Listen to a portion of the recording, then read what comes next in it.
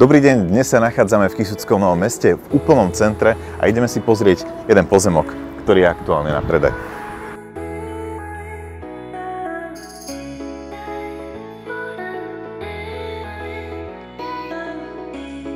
Pozemok sa nachádza v úplnom centre mesta a v rámci územného plánu tu máme písmeno F a to znamená, že tu viete postaviť polifunkciu, rodinný dom alebo prípadne čokoľvek ďalšie, napríklad aj nejakú menšiu bytovku.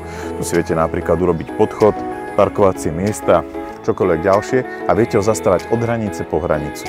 A ideme si teraz merať, koľko to presne je. Na mne to ukazuje nejakých 9 metrov.